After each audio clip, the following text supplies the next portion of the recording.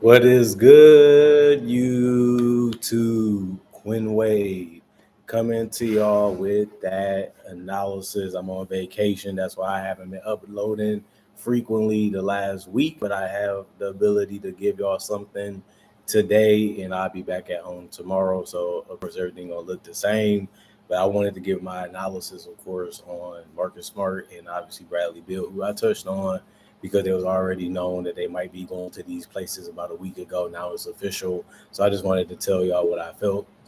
For the people that care, Marcus Smart agrees to a 2 year, $11 million deal with the um, Lakers after he was bought out by the Washington Wizards. This is a good move. Like you get a good defender, a decent 3 point shooter, a guy that's a competitor. He wants to win. He's able to do whatever he wants to win. And you need those type of fierce competitors on your roster. And the Lakers don't have enough of those type of guys. And now they get one basically for a cheap price. So it makes sense to get him at this point of his career. He's still young, still trying to win the championship. He's been to the NBA Finals. He knows how to play multiple positions. He knows how to guard multiple positions. So I think it's going to be a good fit for him, and he's going to be happy being on a team that wants him and believes in him. And I liked him when he was with my Celtics. It's very interesting to see how he's going to be as a Laker. But he only played 54 games over the past 2 seasons due to injuries. That's the part that sucks, is that he hasn't really been that healthy. He hasn't really been that available, but I think that does change depending on your role and what your situation is. I think they're not going to need him to do as much because they have Luca and LeBron as of right now. Obviously, they have Aiden and Austin Reeves too, and they still have Rui, so they're not going to really need to use him and run him into the ground like other teams needed him to be that and do that for multiple years.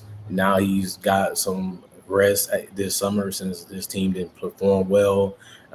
He still has respect and love around the league, so that helps too. But I'm not surprised that he got picked up right away. The Wizards made the right decision. They traded for him. They thought he'd be a culture changer.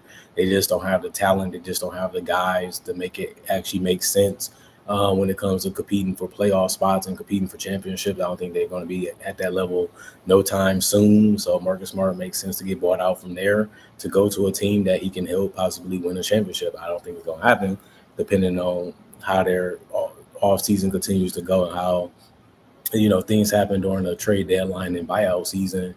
But this is an upgrade, for their bench. This is possibly a guy that can start sometimes too, and I think that that's something that they need. A lot of teams could have used him, but the Lakers prioritized him more. Luca wanted him to be on this roster, and that's even more of a blessing at the end of the day because if one of the best players in the league said, "We need you, we want you," you look at that as something that really changes the way you feel. And I think that's what the biggest reason why he wanted to come, besides being on a team that can possibly make the playoffs, unlike the Wizards, most likely won't. The Phoenix Suns, the Lakers, the Milwaukee Bucks all pursued him, who was granted permission to speak with the teams. The Lakers plan to waive Shea Milton to create Marcus Smart roster spot. Milton's $3 million contract will have become fully guaranteed as of Sunday, but they obviously was able to get this done and were able to sign him quicker. Another thing that the Wizards did, the Wizards chose to waive Blake Wesley. Wesley appeared in 58 games last season with the Spurs, and he did average 3 points, 1 board, 2 assists in 11 minutes. It sucks. He was a part of that Kelly Olynyk trade. It sucks for him. He probably thought he had a good chance to grow, had a good chance to play, had a good chance to perform a lot on a team like the Wizards, but they said, "You're not the guy for us. We're not really interested in keeping you any time in the present." And now they just say, "We gotta let you go." So he's going to be available in free agency. He's going to be a guy that might get picked up not too long after this wave. Also, his contract not going to be worth much. He's not going to play a lot, but he is probably a roster spot type of player. Yuki actually agreed to a two-way deal with the Chicago Bulls. They looking for talent. They looking for depth. He did average 12 points, 3 boards, and 8.4 assists in 31 minutes, but that was only in the G League. But that still shows you that he can play basketball at a high level, but he's not going to be a high-end rotation player on any team. But the Bulls look at him as a depth player. Like if somebody gets injured, or we want to see what they can do. Why not use our roster spot to get those young guys that impressed us, or we feel like can be a difference in the future? Let's take flyers on them. And Yuki is one of those guys that shows potential. He shows upside, he shows promise and potential, but it's still to be more seen from him on the NBA level. The G League level is impressive, but now you have to do it against the best and the best in the world. Can he do that enough? But he did appear in 22 games last season with the Memphis Grizzlies. He did average 1 point and 0.9 assists in 4 minutes. So he played at the NBA level, just hasn't did a good job of scoring or playing this game like he does in the G League. But it is different situations. It is different teams. It is different guys you play with that's going to impact how you play and how you fit and how you can play off of them. It all does make sense why this ended up happening. But now you get a guy that you like for a cheap price, and you also have flexibility to let him go. Clippers strongly considering signing Chris Paul. We've been hearing about this for a while, and it does make sense because he's a guy that can handle the ball. He can make decisions. He can hit some tough shots. The guy also can pass at the highest level. Still is a guy that played 82 games last year for the Spurs, which was an Iron Man type of thing that he's not really known for, but it was good to see him do it. And he's one of the best decision makers in NBA history. So if you can add this guy basically for nothing, and he can help you at a high level, even if he comes off the bench, even if he's a starter that playing 25 to 29 minutes. You know what CP3 is capable of. You had him in your organization before. You know that he's going to bring his all. You know he's going to put his heart into this game and into the team, and he's going to be respected on that entire team and roster. So if I was the Clippers, I would sign him. Obviously, the deal ain't going to be crazy. It ain't going to be worth a lot of money, but he's already proven even last season that he can still be a high impact player. That really does matter. That really does make a difference. And you might as well add as many as you can, because that's the goal of the GM, is to get as much talent as they can that fits well, makes sense, and try to find a way to compete with it, and then make improvements as the season go on, as the off season goes on, to build the best roster they can before the playoffs start. And Chris Paul can help that. And I think he's the best point guard that they can get. Now we're going to see if they actually can get him. Other than that, that's the biggest news today, besides all the other guys like Keaton Wallace re-signing with the Hawks on a 2-way contract. They also have Derek Queen is going to be out for 12 weeks following a wrist surgery. That sucked because he just got drafted, didn't play a lot in summer league, and now he's already injured. Just remember, Damian Lillard had offers, but he can't play for the entire season. So some teams didn't really want to commit as much. And I'm happy that he went back to the Blazers. He's closer to his family. He's going to an organization that knows how to use him, knows what he can do. Proud to have him, one of the greatest Blazers in NBA history. And it's good for him to be able to go back there and try to win with them. It's going to be hard to win. It's going to be hard to be a great team. It's going to be hard for them to win a championship. That's something that he's missing on his resume. But if this is what makes him happy and he can still play at the highest level and he can give them another chance to try to build a competitive roster around him, then why not? I mean, you can still get traded. And if you don't get traded, you only in it for a couple years anyway. So Dame has the ability to be around for a long time because he can shoot. As long as that jump shot is good, he's going to have a place in the league, even though he might not be the best defender anymore. He never really was. He might be worse, is what I'm saying. And he might have trouble blowing pie guys and creating separation. At least you know he's still committed to the NBA. And you know he's all in after this tragic injury that he had. And it's still good to have him around. Suns has also expressed interest in Jonathan Kuminga. Not a surprise. There's a lot of teams that want him, but they're not going to really do what's necessary to get him. That's why he's still waiting. People are showing interest, but they're not actually trying to make enough room for him to be on their roster until a team commits that they really want him on a good contract that they feel like is respectable to him and to themselves. Then he's just going to be a sitting duck, which sucks, but it's how it goes. And I just wanted to also say Damian Lillard and the Blazers agreed to a 3-year, $42 million deal.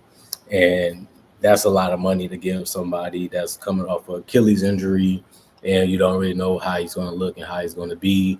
But Damian Lillard is a hard worker. He really does love the game. He's going to do whatever it takes to get back on the court. We just don't know how good he's going to be, even offensively, and that's a legit criticism. But you can't really rain too much on him because he does feel like they are a great organization. They believed in him and they wanted him back, and he knows it's mutual because of that. And the contract has been signed to prove that, so I don't really blame him for doing it. Caleb Houston and the Hawks also agreed to a 1-year deal. He is not a surprise. They're trying to add as much depth at those positions, so it makes sense for them to try to grab a cheap one that they're interested in and like so far. And they went ahead and got that done quickly, and it's not a long-term deal, not a deal that's going to hurt them. If they want them, they can still bring them back. So it just gives them more power and more control over that guy, Caleb Houston, and we'll see what happens with that in the future. Other than that, Chris Livingston did agree to a 1-year, $2.3 million deal with the Milwaukee Bucks. Not going to play too much, not going to have a lot of time on the court, but he is a quality player. We'll see how much he develops and how much he plays and how much he fits with the Milwaukee Bucks. But as of now, he's just a role player that still trying to prove himself that he deserves a roster spot in the NBA. And Josh Giddey is expected to re-sign with the Chicago Bulls. So a lot of people say we don't really want to pay too much. We really don't want to invest too much in him because he's not a superstar. He's not an all-star. He's just a good quality role player that can help you out, can make plays for his teammates, can score here and there, and is an okay defender. So we don't want to give him superstar treatment. We don't really want to pay him to where he can cripple us financially. And it does make sense for the Bulls to play it safe, and that's why they've been waiting it out to make sure they get the right deal from him. And he's also going to try to wait it out to get the right deal for himself. But we know it is interest to keep him there in Chicago. They traded for him. They believed in him. They want to see what he can be and what he can do. And we're going to see how that deal looks if they're able to agree to something this summer. And the Hornets did waive Josh Okogie ahead of the 7.75 guaranteed date. Basically, they got rid of him before his contract was guaranteed. They didn't want to invest in him. They didn't want to keep him. They felt like they can get something better. They felt like they can use their roster spot for something else. So it makes sense for them to do that. Derek Lively undergoes procedure to remove bone spurs from his right foot. Most big man does have foot problems and leg problems. That's why their career doesn't last that long, because they always crashing into somebody trying to block their shots or protect the paint. He's a big guy that's had a lot of injuries already in his career, so it makes sense why he wanted to give his healthiest season, which is going to be this year coming up. They have a lot of talent. They have a lot of guys that they like on their roster. They have a lot of potential to be a threat in the Western Conference. So why not put yourself and your team in the best position to win, which they do have opportunity to do if Kyrie comes back healthy and if AD can continue to stay healthy, and if Klay Thompson can play a little bit better than what he did last year. They said Victor Oladipo impresses in workout as he attempts an NBA comeback. Nobody offered him a contract just yet, for what I know, but it is some teams that's looking at it like, well, if you're going to play that way, you look that way, it makes a lot of sense for you to try to come back, especially if you have healed and have become close to being an NBA starter caliber player, or even a 7th or 8th guy on the bench, like he did with the Miami Heat when he was nursing that injury and he still was able to contribute a little bit, then we'll definitely give you a contract. It's just not going to be a lucrative one, which makes sense. Like, we don't want to spend a lot of money on a guy that's in his 30s that's aging and also may not help us a lot. But if he can come in and play a role and he can do it well, we'll show that we're interested in giving you a non-guaranteed contract, or we interested in giving you a 1-year contract so we can see if it's true and see if it can really help us. But he understands that he's older, he's a veteran, he gets how the NBA works, he gets how it goes, and that's why he went to a spot that can give him a potential chance of coming back for another season and playing the NBA. I will also have to say the Wizards did waive Rashawn Holmes. He's not going to be on that roster anymore. And Paul George did undergo surgery on his left knee to treat from his recent workout, which he did get injured in. And Marvin Bagley III agreed to a 1-year deal with the Wizards. Um, I'm not really high on Marvin Bagley, never really has been, but he is a big, long body that can score in the paint and he can set screens. But he's not the greatest rebounder, not the greatest defender, not the greatest scorer, not a floor spacer either. They're just basically getting him because he's one of the only few bigs that you can get in free agency right now that can play at the NBA level off the bench. So that's what his role going to be. That's how it's going to go. And that's what he's been for the last couple of years that he's been in the league. And Cole Anthony agrees to a buyout with the Grizzlies. He will sign a 1-year deal with the Bucks. The Bucks need more scoring. They need more guys that can create their own shot. Obviously, Cole Anthony can do that, and he has been able to do that basically his entire career. He just wasn't efficient in doing it, but all you can do is hope that he learned and grown and really wants to prove himself again like he was doing in Orlando. And he actually got minutes there. He also was able to play a little bit more, but then they wanted to upgrade, so they went with Desmond Bane, and that's how he became available now because he ended up getting bought out. And now he goes to a team that needs him, and he can play off guys like Giannis, and that can help his job be a lot easier. And he just got to be able to make shots and make plays when he gets the ball. And he just has to play like himself. That's how he got to the league. That's how he's still in the league. And that's what got him his contract. He's shown a lot. He proved a lot. And now all we can do is see if they can keep him longer or will he be able to play himself into a 10-year career, which he should be able to if he's able to be healthy. I like Cole Anthony. The dude can handle the ball. The dude can get to the basket. The dude can hit a mid-range. He can hit a three. Just not going to do it consistently.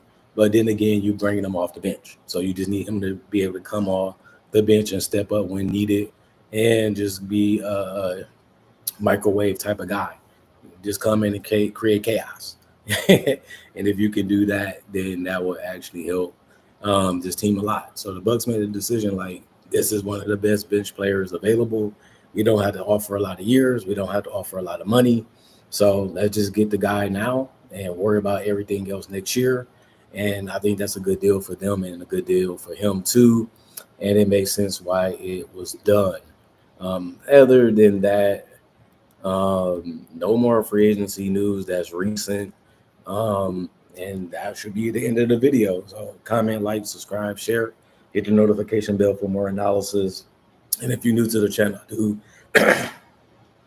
conversation video just like this and various NBA only topics. Also do breakdowns about legends, current legends, rookies, and also future stars.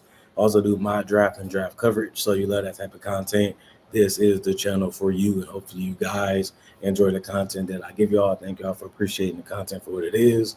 Thank y'all for continuing to come back and watch more. And thank y'all for continuing to support me in the past and also now in the present. And hopefully y'all continue to support this channel in the future. And other than that, hope you guys enjoyed y'all weekend. It's almost over. And we back to the weekday grind. And hope you guys are ready for that and having fun with it too. And enjoying life to the best of your ability. All I can say is thank y'all for watching. Thank y'all for coming to support the channel. Thank y'all for making time for the channel. And me also. Other than that, I'm going for now. See y'all tomorrow, hopefully. And y'all stay blessed up. Peace out.